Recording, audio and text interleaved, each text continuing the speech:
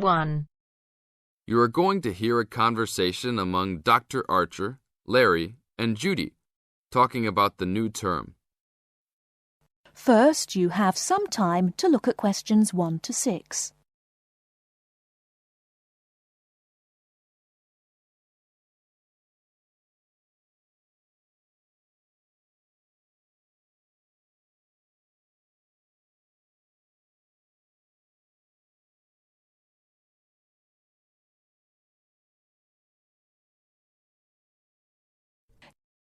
Okay, everybody, welcome back to the new term. I hope you've all had a good break and that you're keen to start on your research project. What I'd like to do this morning is to give you a chance to ask questions about the project, requirements, ways of approach, how to get help if you need it. Today is informal. It may be already written on paper, but it's nice to have an opportunity to have it confirmed. So, any questions? Dr. Archer, is there a confirmed due date yet to hand it in? Yes, I can now confirm that it's 16th of July, not 15th as first advised. Okay? And what about the word limit? Well, there is some flexibility on this, but in general it's 8 to 10,000 words. Ah, I see.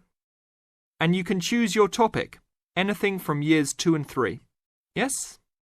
I still can't work out what I want to do it on. In that case, you should see your course tutor to agree on your final topic, and you should also be aware that there is special assistance available at the library on library resources if you need help on that. Can I just check on the deadlines for everything? Certainly. Look, let me write it on the board when each stage should be completed. First of all, you've got to work on your basic project outline, and that's due in to your course tutor by 21st of February. Which is only 2 weeks away, so you need to get cracking on that. Do we have to include a full reference list by then too? No, your reference list is due on 6th of April, which is 1 week later, so you have time to discuss this with your tutor. And when should we be doing the research? Well, that's over a 1-month period, essentially April to May. And the write-up? Well, you need to do quite a bit of research before you get going on your writing. So that's really May to July, with a due date for handing in on the 16th. Any more questions? Before you hear the rest of the conversation, you have some time to look at questions 7 to 10.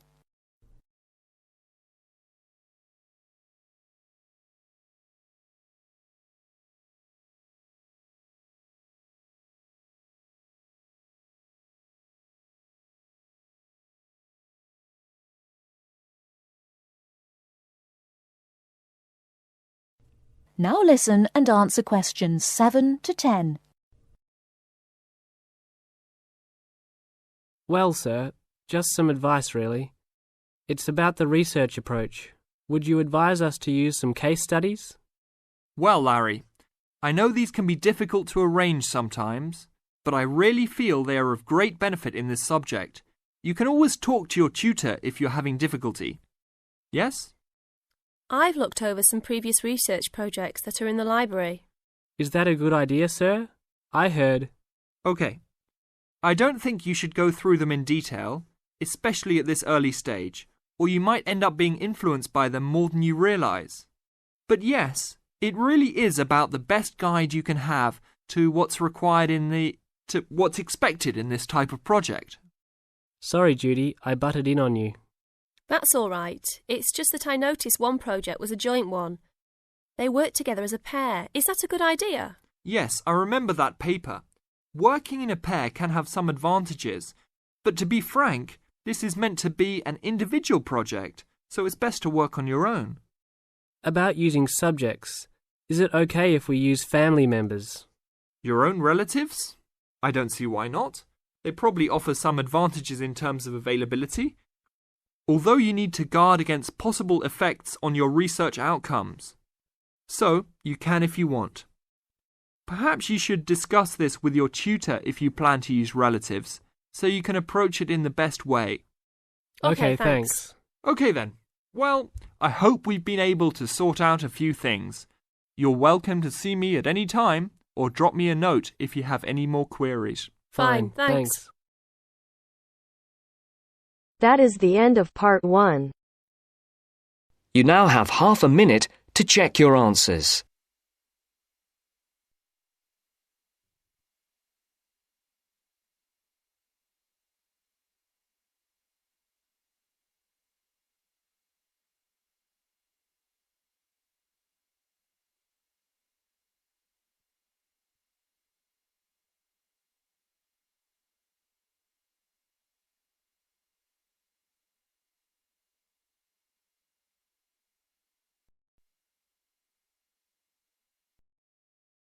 Now turns to part 2. Part 2. You will hear 3 students talking to their tutor about the presentation they are planning. First, you have some time to look at questions 11 to 17.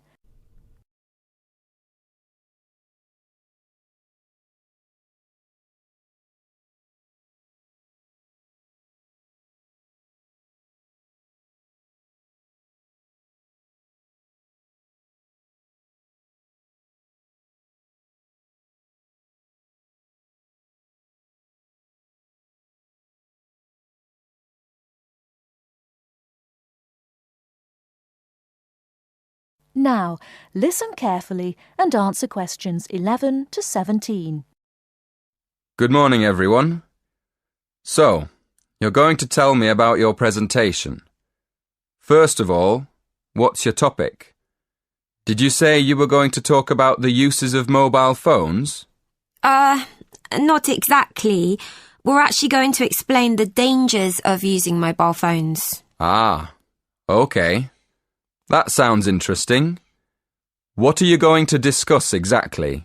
Well, we've planned to divide the presentation into 3 sections. We'll have an introduction explaining why we think it's important to understand the dangers of mobiles. Then, on the second slide, we'll have a list of the different types of danger. And then on the last slide, we're going to suggest ways of staying out of danger when you use a mobile. Yes, we want to start by telling the audience that using a mobile phone can be dangerous and then go into more detail in the next part. Okay, but before you talk about the dangers of mobiles, I think you should mention the advantages. You could put that in your introduction. It balances up the argument a bit. Oh, yes. I see what you mean. Right, we'll do that.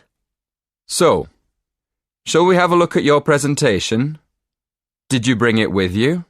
I've got it here on a memory stick. Can we show you on your computer? Yes, that's fine. Let's have a look. Right. As you say, you're going to add the advantages of using mobile phones to the first slide. Good. Who's going to explain the second slide with all the dangers? That's me. Do you think I've got enough detail? Yes. I think there's plenty of information, but I think it's all a bit mixed up at the moment. I mean, you've got dangers like getting headaches in the same list as having car accidents and being robbed in the street. They're all different types of danger, aren't they? I think you should divide them into groups, maybe under separate titles like health, accidents, and security. Oh, right. Yes, thank you. That'll make it much clearer to the audience. Okay.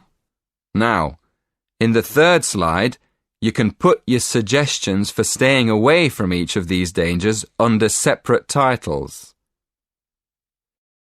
Before you hear the rest of the talk, you have some time to look at questions 18 to 20.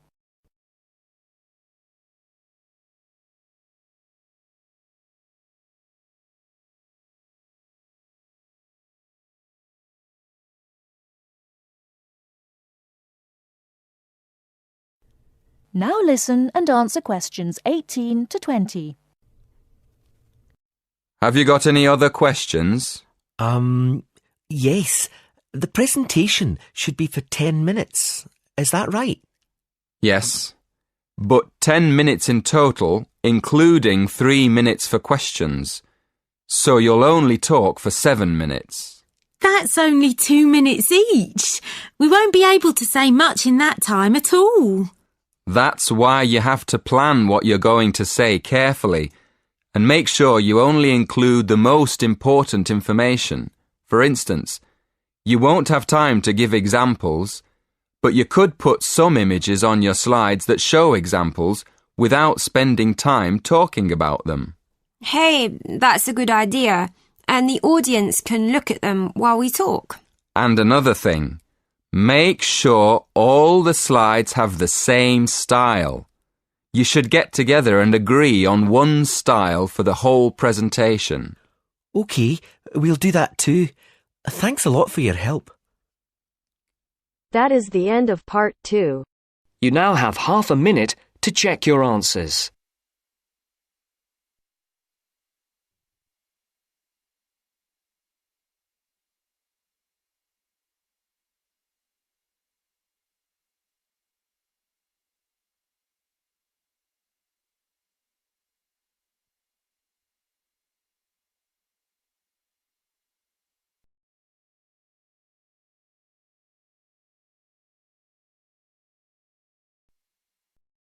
Now turns to part 3.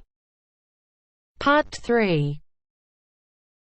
You will hear a conversation between two students who will discuss a project they're working on together. You have 30 seconds to look at questions 21 to 27.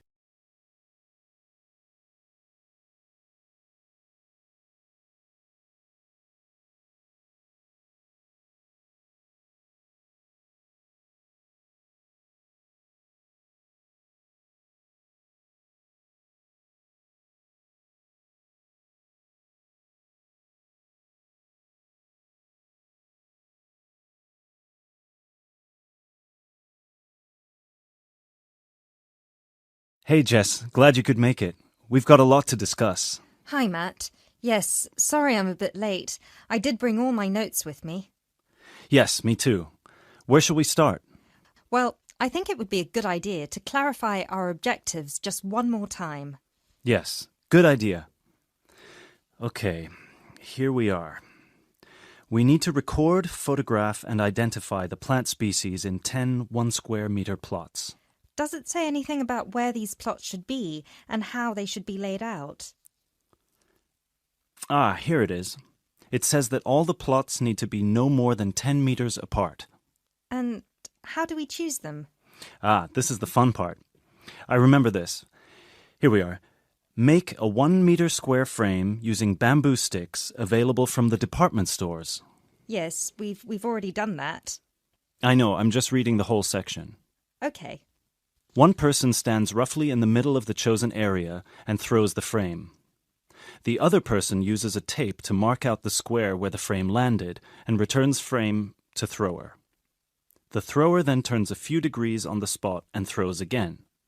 The thrower must turn slightly after each throw and vary the force of the throw until after the 10th throw they are pointing in almost the same direction as the first. That sounds a bit complicated. That's only because it's all in writing. It's just a simple throw, turn, throw, turn, throw, turn until we have 10 squares. And I guess you want to do the throwing. Well, if you don't mind. I'm sure you'll be more accurate at marking the squares. Yes, I am sure I am, and I'm sure you've got a stronger throwing arm.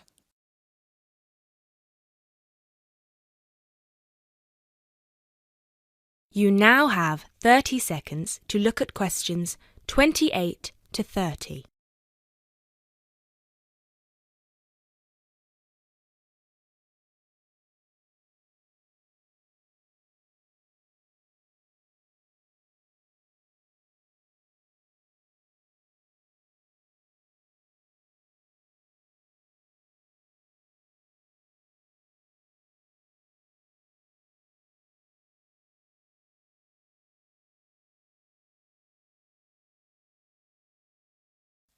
Okay, good. We've got that sorted. Now we need to decide where to go. Yes, I've been thinking about that and I've brought the map. Ah, well done. I forgot mine. Now, I've identified 3 possible locations, but they've all got some disadvantages. Okay, fire away. Well, The area around this lowland marsh could be interesting. There'll be a lot of interesting water plants here.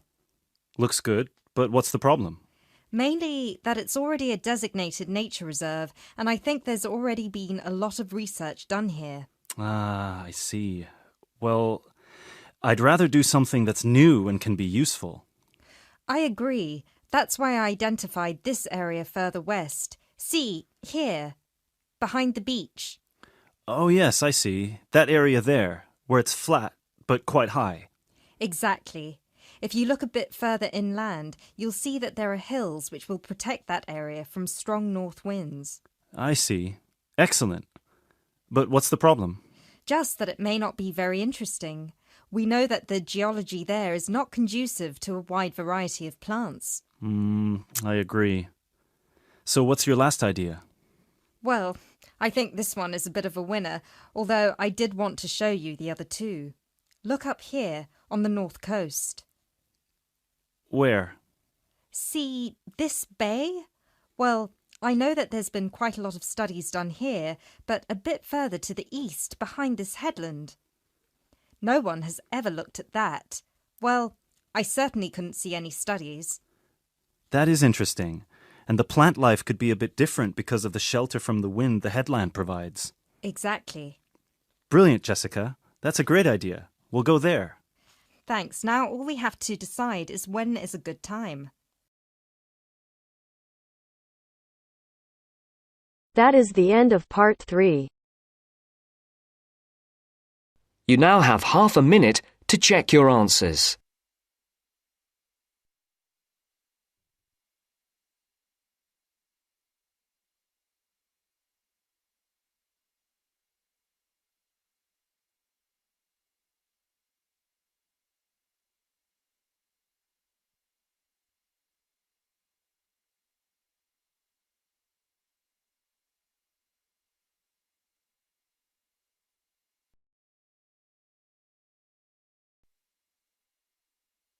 Now turns to part 4. Part 4. You will hear an environmental studies student giving a presentation about his project on saving an endangered species of plant. Now you have some time to look at questions 31 to 40.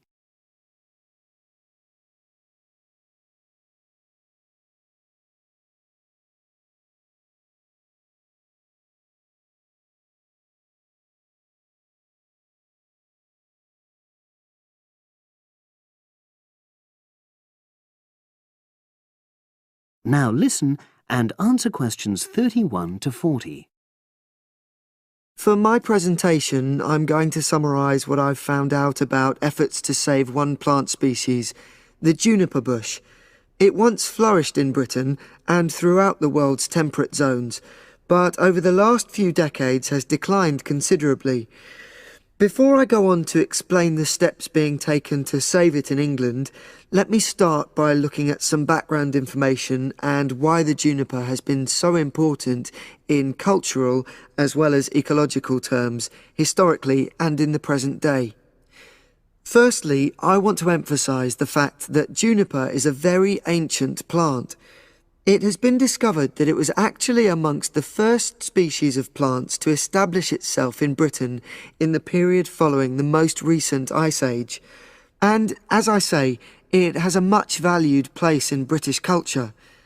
It was used widely as a fuel during the Middle Ages because when burnt, the smoke given off is all but invisible, and so any illicit activities involving fire could go on without being detected. For example, cooking game hunted illegally. It also has valuable medicinal properties.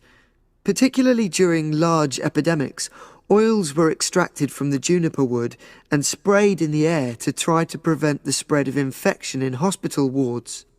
And these days, perhaps its most well-known use is in cuisine, cooking, where its berries are a much valued ingredient, used to flavour a variety of meat dishes and also drinks.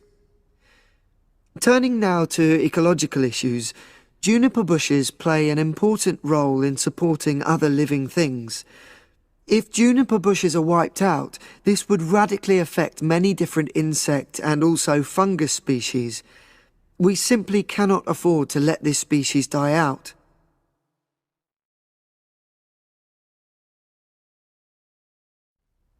So, why is the juniper plant declining at such a rapid rate? Well, a survey conducted in the north and west of Britain in 2004-5 showed that a major problem is the fact that in present-day populations, ratios between the sexes are unbalanced, and without a proper mix of male and female, bushes don't get pollinated. Also, the survey found that in a lot of these populations, the plants are the same age, so this means that bushes grow old and start to die at similar times, leading to swift extinction of whole populations. Now, the charity Plant Life is trying to do something to halt the decline in juniper species. It's currently trying out 2 new major salvage techniques, this time focusing on lowland regions of England. The first thing it's trying is to provide shelters for the seedlings in areas where juniper populations are fairly well established. These, of course, are designed to help protect the plants at their most vulnerable stage. A further measure is that in areas where colonies have all but died out, numbers are being bolstered by the planting of cuttings which have been taken from healthy bushes elsewhere. Now, I hope I've given a clear picture of the problems facing this culturally and ecologically valuable plant, and of the measures being taken by Plant Life to tackle them. If anyone has any questions, I'd be happy. That is the end of part 4. You now have half a minute to check your answers.